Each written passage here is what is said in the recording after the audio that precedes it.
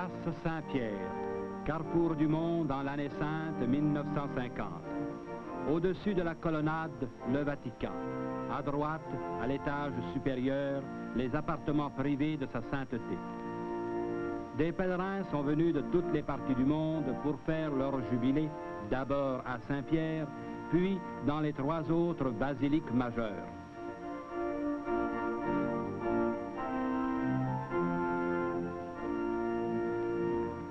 La coupole de Saint-Pierre domine toute la ville éternelle. Du toit de la basilique, la courbe de la colonnade est des plus gracieuses, et les statues, si harmonieuses vues de la place, sont ici à la mesure de véritables géants.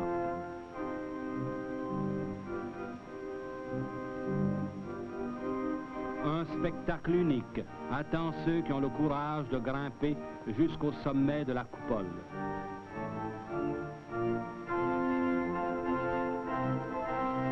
La nouvelle Via della Conciliazione unit l'immense place Saint-Pierre au château Saint-Ange et au Tibre. Du dôme de Saint-Pierre, d'un seul regard, on englobe toute la cité vaticane. Outre la maison pontificale, on y trouve les bureaux de l'administration de l'Église qui donnent sur de magnifiques cours intérieures. Ces immenses édifices abritent les musées du Vatican, célèbres dans l'univers entier.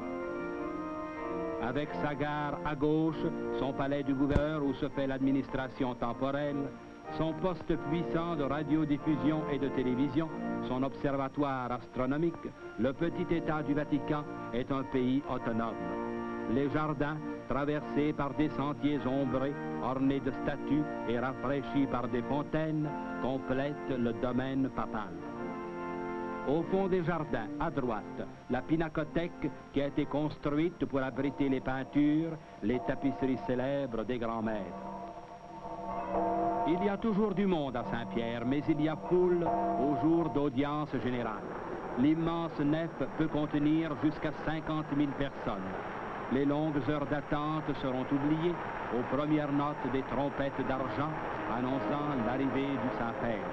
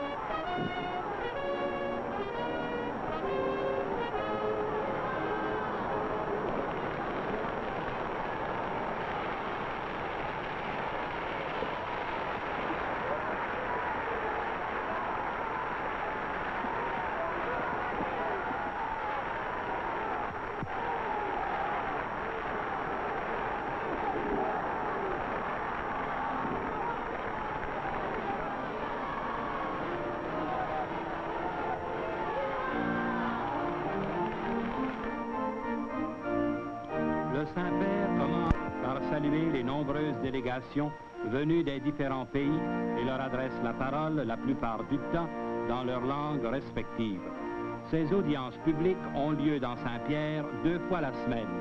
Quant aux audiences privées, le Saint-Père les donne dans ses appartements au Vatican. À la fin de l'audience, le Saint-Père comble le vœu le plus cher de ses pèlerins en leur donnant la bénédiction apostolique.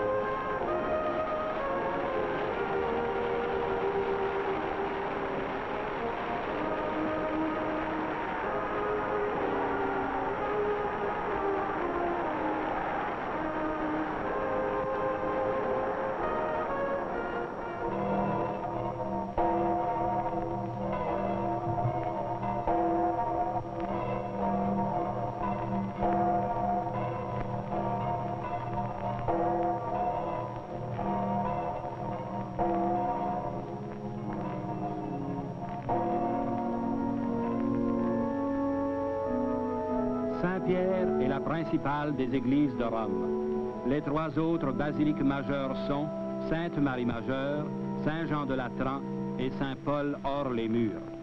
Sainte-Marie Majeure est la plus grande des églises de Rome consacrée à la Sainte Vierge. Son clocher élégant est le plus haut de la ville. Les pèlerins peuvent y voir les reliques du berceau et les langes de l'enfant Jésus.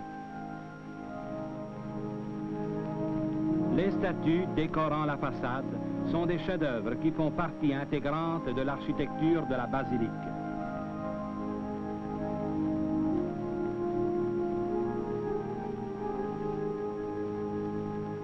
Les pèlerins font le plus souvent leur visite jubilaire en groupe.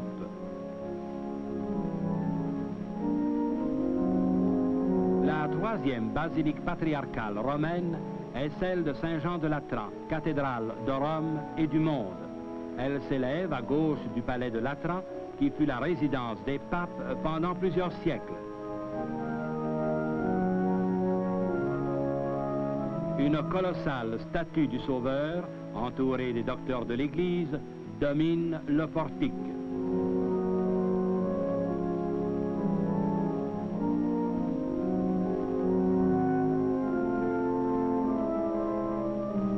La basilique de Saint-Paul hors les murs nous apparaît comme un oasis de paix et de tranquillité. Le portique quadrangulaire se compose de 150 colonnes de granit rose et la façade principale est décorée de somptueuses mosaïques.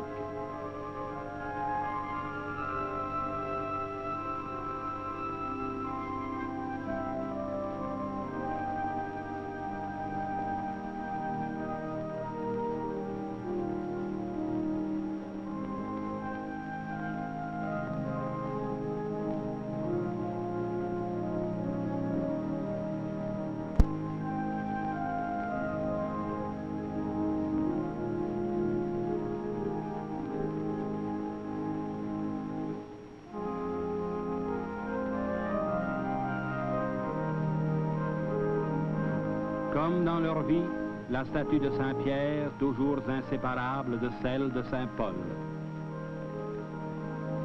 Au centre du portique, une énorme statue du grand patron de la basilique. Au sommet, le Christ béni entre Saint-Pierre et Saint-Paul. Sous cette fresque dominante, l'agneau divin sur le mont sacré du Paradis, d'où coulent les 4 ruisseaux auxquels se désaltèrent les 12 brebis.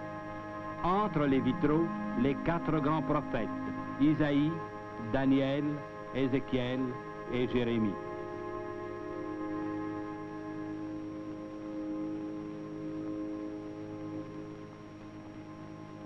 Le cloître est un véritable poème d'architecture.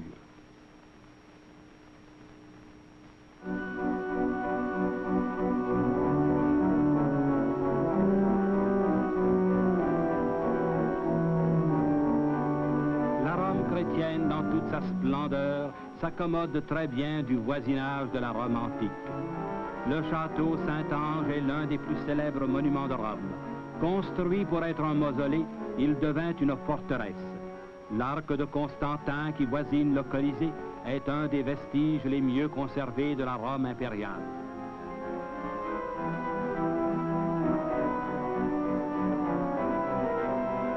Mais le plus célèbre des monuments, le mieux connu de tous, c'est le Colisée. Encore aujourd'hui, ces ruines nous font deviner la beauté grandiose de son architecture. L'immense amphithéâtre pouvait contenir plus de 100 000 personnes.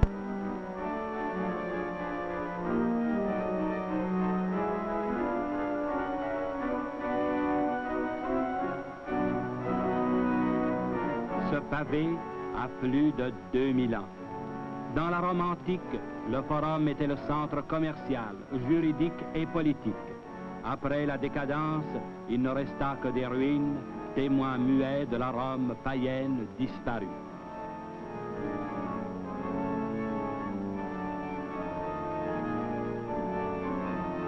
Tout près se trouve le Capitole, encore aujourd'hui siège du gouvernement de Rome.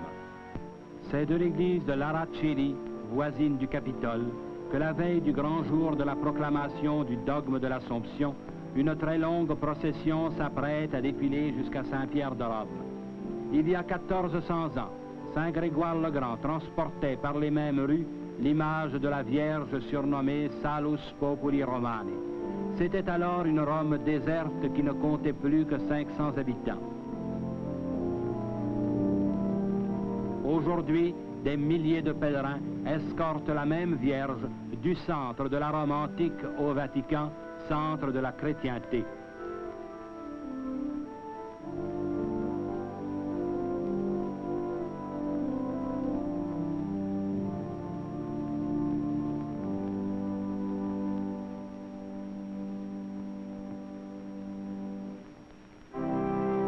Nous voici au matin du 1er novembre 1950. Le jour se lève, mais la place est déjà grouillante de fidèles. Quelques-uns y sont depuis 3 heures du matin. Il est 6h30. On se hâte afin d'avoir les meilleures places.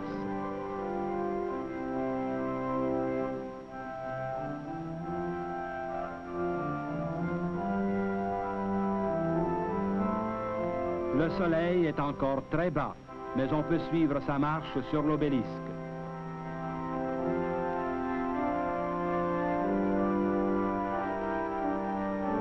Les édifices du Vatican sont rougis par les premières lueurs du jour.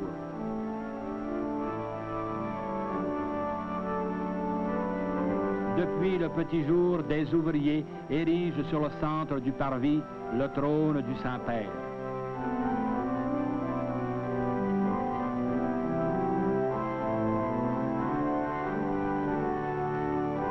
Le baldaquin sera suspendu sous la magnifique image de la Vierge de l'Assomption.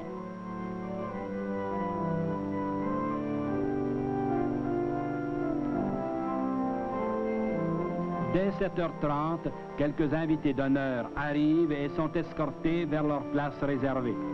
La garde palatine débouche sur la place Saint-Pierre pour prendre son service. La foule arrive continuellement et prend place entre les deux bras immenses de la colonnade du célèbre Bernini. 96 statues de 18 pieds de hauteur couronnent la balustrade, soutenue par 284 colonnes de style dorique. Sur le parvis, un dynamique commendatore donne des ordres précis. Chacun est désireux d'arriver à la meilleure place, même s'il lui faut un petit peu bousculer un voisin. Le soleil descend lentement sur le célèbre obélisque qui orne le centre de la place. La foule grossit constamment. Il y a là des gens de toutes les couleurs venus des 4 coins de l'univers. On entend les langues les plus raffinées, les patois les plus incompréhensibles. Une seule pensée unit tous les cœurs. La proclamation solennelle du dogme de l'Assomption par sa sainteté Pie XII. Les membres de la garde suisse, recrutés exclusivement en Suisse, portent encore les costumes dessinés par Michel-Ange.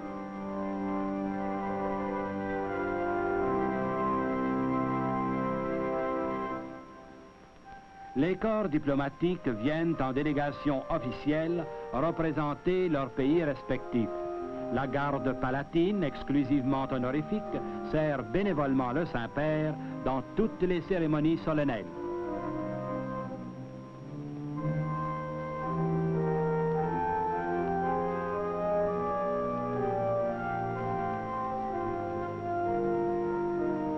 Il est 8 heures. La cérémonie ne commencera qu'à 9 heures, mais qu'importe l'attente, on ne veut pas manquer le défilé pontifical.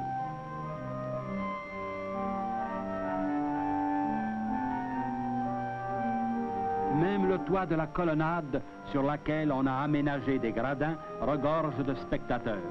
S'il y a quelques vides dans les sections réservées, la place Saint-Pierre, elle, semble rétrécir à vue d'œil. Le trône pontifical est terminé. Un dernier coup de balai tout de même. La place Saint-Pierre et sa basilique sont construites sur l'emplacement même où le premier pontife fut martyrisé en l'an 67 de l'ère chrétienne. Sur les catacombes d'une époque révolue, l'Église a érigé l'État du Vatican. petit par la forme, mais grand par sa puissante action spirituelle sur notre monde troublé.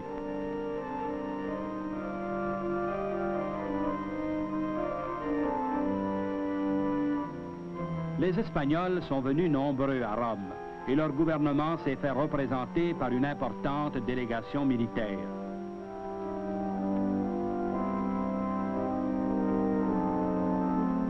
Pour se rapprocher du trône pontifical, des pèlerins audacieux sautent par-dessus les barrières. La télévision du Vatican a installé ses caméras sur la corniche de la colonnade.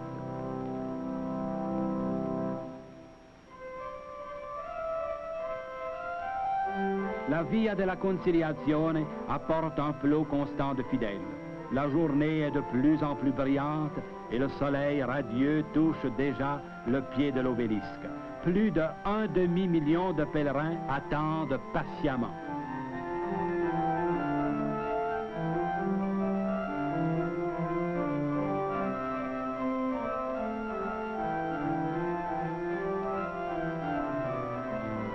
Les ambassadeurs, représentants officiels de leur pays, arrivent par groupe et sont conduits par les membres de la garde noble jusqu'à la tribune diplomatique.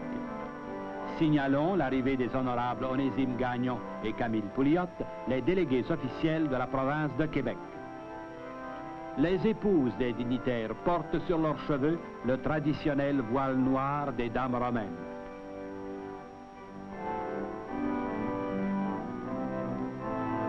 La garde noble est l'escorte d'honneur du Saint-Père.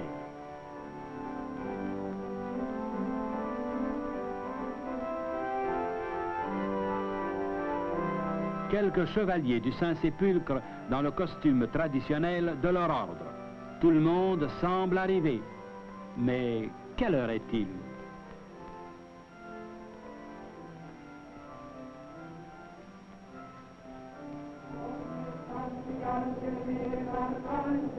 Le clergé régulier de Rome ouvre le défilé, suit le clergé séculier avec le collège des curés de Rome, des basiliques mineures, des collégiales et des basiliques patriarcales.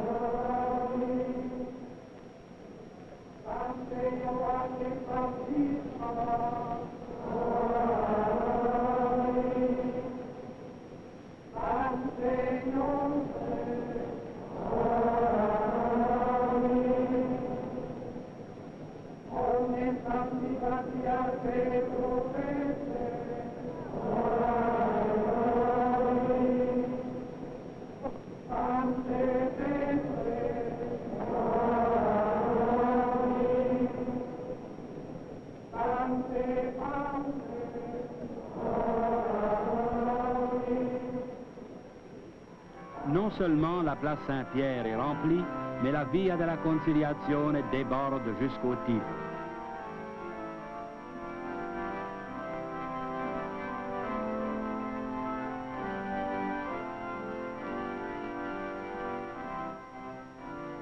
La Rome chrétienne chante le Regina Coeli.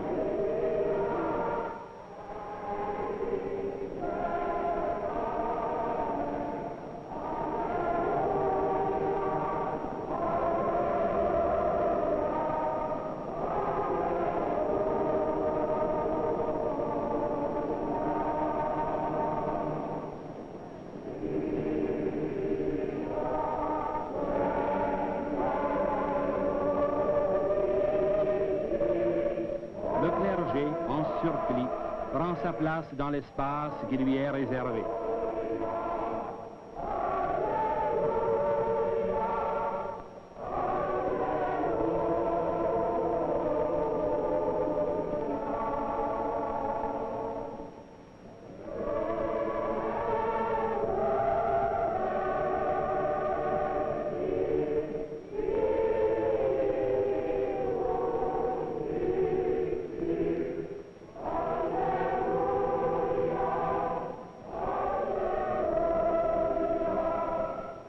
Les abbés mitrés, les évêques et les archevêques, les patriarches, tous en chape blanche et en mitre, précèdent le souverain pontife.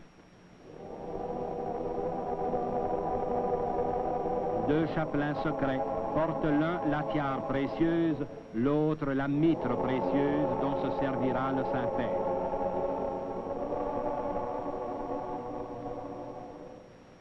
Le grand moment approche.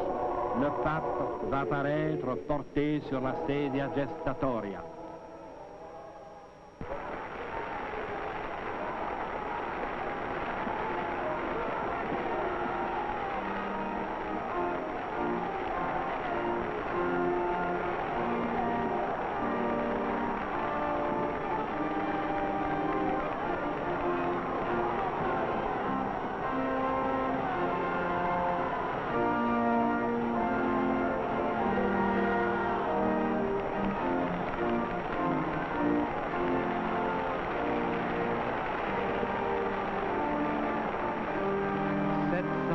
Fidèle, dans un élan spontané, acclame sur son passage le Père commun qui se penche avec amour vers ses enfants.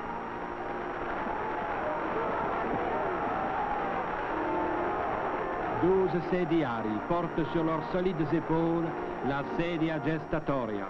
Le dais est accompagné de 2 flabelli, larges éventails de plumes d'autruche aux armoiries du pape.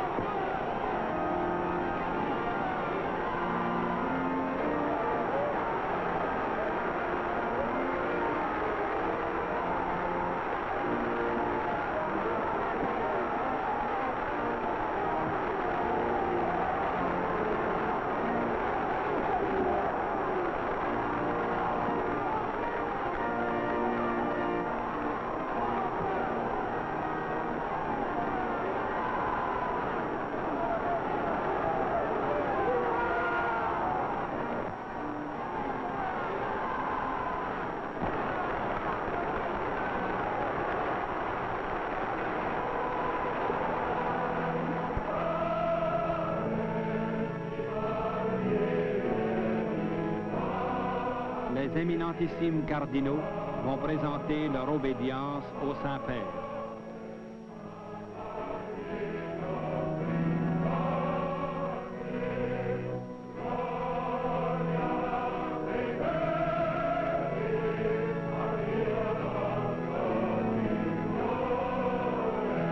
Puis, le doyen du Sacré Collège, son éminence le cardinal Tisserand, va exprimer le vœu unanime du peuple chrétien de voir définir le dogme de l'Assomption. Beatissime Pater, summo honori mihi est. C'est pour moi un grand honneur d'implorer votre sainteté de prononcer, de définir que la Vierge Marie, Mère de Dieu, après son exil sur cette terre, a été enlevée au ciel en corps et en âme. Et le Saint-Père répond: Non sine eternumis concilio solemnis secor adveni. Nous sommes sur le point de le déclarer et de le définir, pas avant toutefois que nous ayons prié pour qu'un rayon de l'Esprit Saint vienne nous éclairer.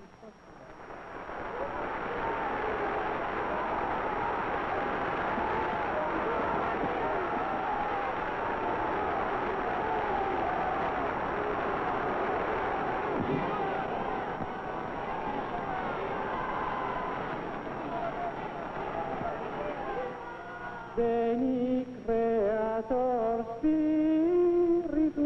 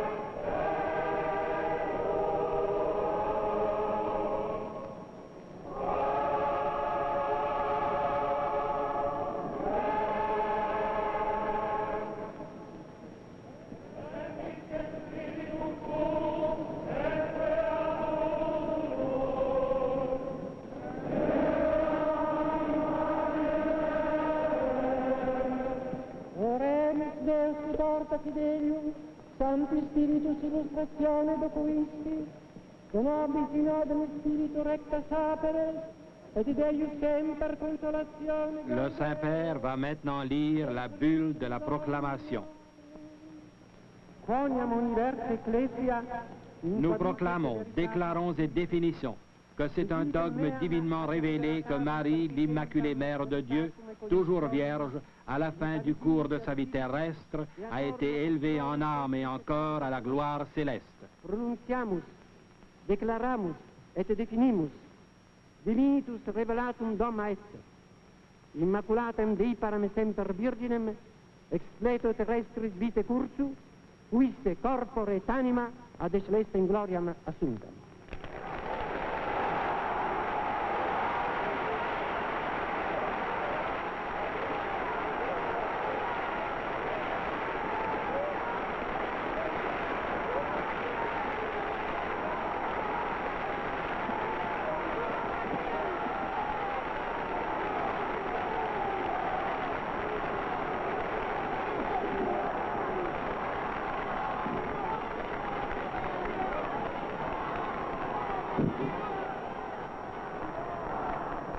Deum laudamus.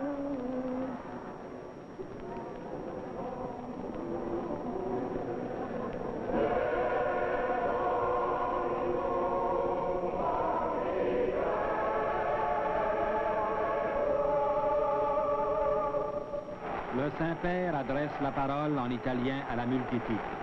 Vénérables frères, chers fils et chères filles, émus par la proclamation comme dogme de foi de l'Assomption de la très sainte Vierge en âme et en corps au ciel, exultant de la même allégresse qui inonde le cœur de tous les croyants dont les fervents désirs sont comblés, nous éprouvons l'irrésistible besoin d'adresser avec vous une hymne d'action de grâce à l'aimable providence divine qui a bien voulu vous réserver à vous la joie de ce jour et à nous la réconfortante prérogative de ceindre le front de la Mère de Jésus et notre Mère Marie de l'éclatant diadème qui en couronne les singulières prérogatives. Le Saint-Père va maintenant réciter la prière qu'il a spécialement composée à Notre-Dame de l'Assomption. Ô Vierge Immaculée, Mère de Dieu et Mère des hommes, nous croyons avec toute la ferveur de notre foi en votre triomphale Assomption, corps et âme au ciel, où vous êtes acclamée Reine par tous les cœurs des anges et toutes les phalanges des saints.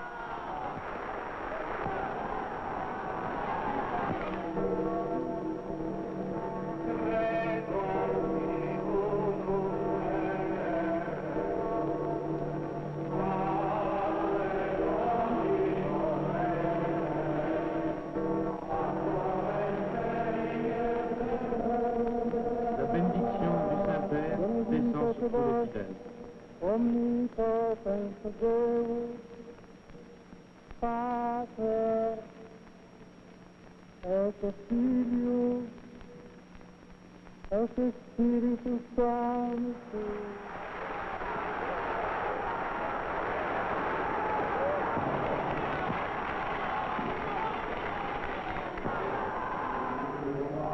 Notre Saint-Père le Pape et sa suite entrent dans la basilique pour célébrer le saint sacrifice de la messe devant les 50 000 personnes qui attendent depuis 7 heures du matin.